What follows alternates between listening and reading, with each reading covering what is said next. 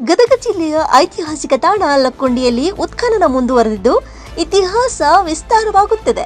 ಇದಕ್ಕೆ ತಾಜಾ ಉದಾಹರಣೆ ಎಂಬಂತೆ ತೋಟದ ಮನೆಯ ಗೋಡೆಗಳಲ್ಲೂ ಪ್ರಾಚ್ಯ ವಸ್ತುಗಳು ಪತ್ತೆಯಾಗಿವೆ.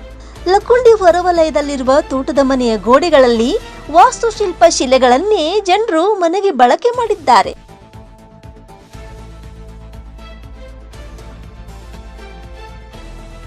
ಇನ್ನು ತೋಟದ ಬಾವಿಗಳ ಕಟ್ಟಡಕ್ಕೂ ಐತಿಹಾಸಿಕ ಶಿಲೆಗಳ ಬಳಕೆಯಾಗಿದ್ದು, ಬಾವಿಯ ಗೋಡೆಗಳಲ್ಲಿಯೂ ಶಿಲೆಗಳು ಪತ್ತೆಯಾಗುತ್ತಿದ್ದು, ದ್ವಾರಪಾಲಕ, ಅಲಂಕಾರಕ ಶಿಲೆ, ದಾನಶಿಲೆ ಹಾಗೂ ಸರಸ್ವತಿ ಶಿಲ್ಪಕಲೆಗಳು ಪತ್ತೆಯಾಗಿವೆ. ಇವೆಲ್ಲವೂ ಹೊಯ್ಸಳರ ಕಾಲದ ಶಿಲ್ಪಕಲೆಗಳೆಂಬ ಮಾಹಿತಿ ಲಭ್ಯವಾಗುತ್ತಿದೆ. ಈ ಬಗ್ಗೆ ಸ್ಥಳೀಯರು ಹಾಗೂ ಲಕ್ಕುಂಡಿ ಅಭಿವೃದ್ಧಿ ಪ್ರಾಧಿಕಾರದ ಸದಸ್ಯ ಸಿದ್ದಲಿಂಗೇಶ್ವರ ಪಾಟೀಲ್ ಮಾತನಾಡಿದ್ದಾರೆ. ಬನ್ನಿ ನೋಡ್ಕೊಂಡು ಬರೋಣ. ಕುಂಡಿ ಗ್ರಾಮದಲ್ಲಿ 101 ದೇವಸ್ಥಾನ, 101 ಬಾವಿಗಳು ಇದ್ವು ಅನ್ನುವ ಒಂದು ಏನು ಐತಿಹಾಸಿಕ ಕುರುಹು ಇತ್ತು ಅದು ನಿಜವಾಗಿ ಬರ್ತಾ ಇದೆ. ಯಾಕಂದರೆ ನಮ್ಮ ಹಿರಿಯರಿಗೆ, ಹಿಂದಿನ ಹಿರಿಯರಿಗೆ ಸಾಕಷ್ಟು ಪ್ರಾಚ್ಯ ಪ್ರಜ್ಞೆಯ ಒಂದು ಅರಿವು ಕಡಿಮೆ ಇತ್ತು. ಈಗ ಸಾಕಷ್ಟು ನಮ್ಮ ಈಗಿರುವಂಥವ್ರಿಗೆ ಎಲ್ಲರಿಗೂ ಅರಿವು ಬಂದ ತಕ್ಷಣ ನಮ್ಮ ತೋಟದ ಮನೆಯಲ್ಲಿ ಈ ಥರ ಇದೆ, ನಮ್ಮ ಬಾವಿಯಲ್ಲಿ ಈ ಥರ ಇದೆ, ನಮ್ಮ ಮನೆಯಲ್ಲಿ ಈ ಥರ ಇದೆ, ಬಂದು ನೀವು ನೋಡಿಕೊಂಡು ತೊಗೊಂಡು ಹೋರಿ ಅಂತೇಳಿ ನಮ್ಮ ಊರಿನ ಜನ ಸಾಕಷ್ಟು ಬೆಂಬಲ ಸೂಚಿಸ್ತಾ ಇರೋದು ನಮ್ಮ ಲಕ್ಕುಂಡಿಗೆ ಒಂದು ಅತ್ಯಂತ ಹೆಮ್ಮೆಯ ವಿಷಯ.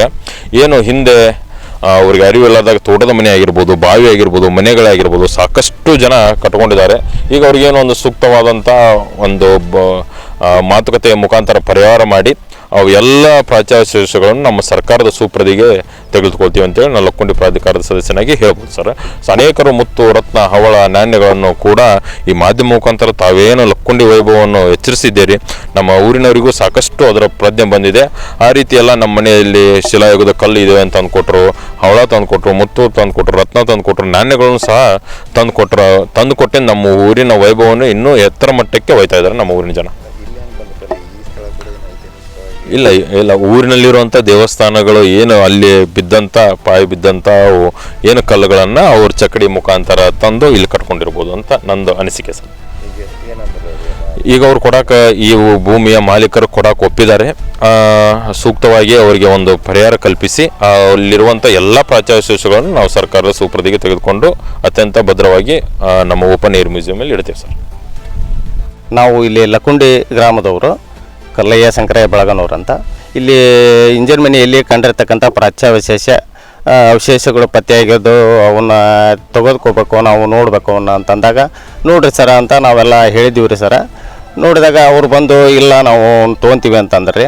ಅದಕ್ಕೆ ನಾವೇನೈತಿ ಸರ, ನಮ್ಗೆ ವಾಸ ಮಾಡಲಿಕ್ಕೆ ಇರ್ತಕ್ಕಂಥದ್ದು ಅದು ಏನೈತಿ ಅದನ್ನು ನೀವು ಅಡ್ವಾನ್ಸ್ ಆಗಿ ರೆಡಿ ಮಾಡಿ ಕೊಟ್ರೆ ಮಾತ್ರ ನಾವು ಕೊಡ್ಲಿಕ್ಕೆ ರೆಡಿ ಇದ್ದೀವಿ ರೀ ಅಂತ ಹೇಳಿದ್ದೀವಿ ರೀ ಸರ. ಇಷ್ಟು ಮಾತ್ರ ನಾವು ಹೇಳ್ಬೋದು ರೀ ಸರ್. ಹಿರಿಯರು ಪೂರ್ವಜರು ಕಟ್ಟಿರ್ತಕ್ಕಂಥದ್ದು ಇಂಜಿನ್ ಮನೆ ಸರ್. ಅದ್ರ ಬಗ್ಗೆ ನಿಖರವಾಗಿ ಮಾಹಿತಿ ಇಲ್ಲ ಸರ್ ನಮಗೆ. ಈಗ 40 ವರ್ಷದಿಂದ ನಾವು ನೋಡ್ಕೊತ ಬಂದಿದ್ದು ಮಾತ್ರ ಇದಿಷ್ಟೇ ಸರ್. ಹಿಂದೆ ಆಗಿದ್ದು ಏನೈತೋ ಗೊತ್ತಿಲ್ಲ ಸರ್. ಹ್ಞೂ ಸರ್. ಬಾವಿಯೊಳಗೆ ಒಂದು ಶಿಲಾಶಾಸನ ಇದೆ ಸರ್. ಅದು ಒಂದು ಮಾತ್ರ ಬಿಟ್ಟರೆ ನಮ್ಮ ಕಣ್ಣಿಗೆ ಕಂಡಿದ್ದಂದ್ರೆ ಅದು ಒಂದು ಸರ್, ಮತ್ತು ಬೇರೆ ಏನಿಲ್ಲ ಸರ್. ಈಗ ಅದು 100 ವರ್ಷದ ಇತಿಹಾಸ ಸರ್. ಬಾವಿ ಇರ್ತಕ್ಕಂಥದ್ದು ಗಣೇಶ ಮೂರ್ತಿ ಇದೆ, ನಂತರ ಒಂದು ಲಕ್ಷ್ಮೀ ಸರಸ್ವತಿ ಮೂರ್ತಿ ಇದೆ. ಇವೆರಡನ್ನು ಬಿಟ್ಟರೆ ಮತ್ತೇನಿಲ್ಲ ಸರ್. ಕೊಡುವಂಥ ಸರ್ಕಾರ ಅವರು ಕೇಳ್ತಾ ಇದ್ದಾರೆ. ಈಗ ವಾಸ ಮಾಡಲಿಕ್ಕೆ ಇರ್ತಕ್ಕಂಥದ್ದು ರೂಮನ್ನು ನಮಗೆ ಆಲ್ರೆಡಿ ನಿರ್ಮಾಣ ಮಾಡಿಕೊಟ್ರೆ ಮಾತ್ರ ನಾವು ಕೊಡಲಿಕ್ಕೆ ರೆಡಿ ಇದ್ದೀವಿ. ಅವರು ಕೂಡ ನಮಗೆ ಸಹಕರಿಸಿ ಇಲ್ಲ ಕೊಡ್ತಾ ಇದ್ದೀವಿ ಅಂತ ಹೇಳಿದ್ದಾರೆ. ಇಲ್ಲ ನಾವು ಕೊಡ್ತೀವಿ, ಅದಕ್ಕೆ ನೀವು ಕೋಆಪ್ರೇಟಿವ್ ಮಾಡಿದರೆ ನಾವು ತೊಗೊತೀವಿ ಅಂತ ಹೇಳಿದ್ದಾರೆ. ಹ್ಞೂ ರೀ. ಅವರು ನಮಗೆ ಶೆಡ್ಡನ್ನೇ ನಿರ್ಮಾಣ ಮಾಡಿಕೊಟ್ರೆ ಮಾತ್ರ ನಾವು ಕೊಡ್ತೀವಿ ಸರ್. ಅವರು ಕೊಡ್ತೀವಿ ಅಂತ ಹೇಳಿದ್ದಾರೆ ಸರ್. ಹ್ಞೂ ರೀ.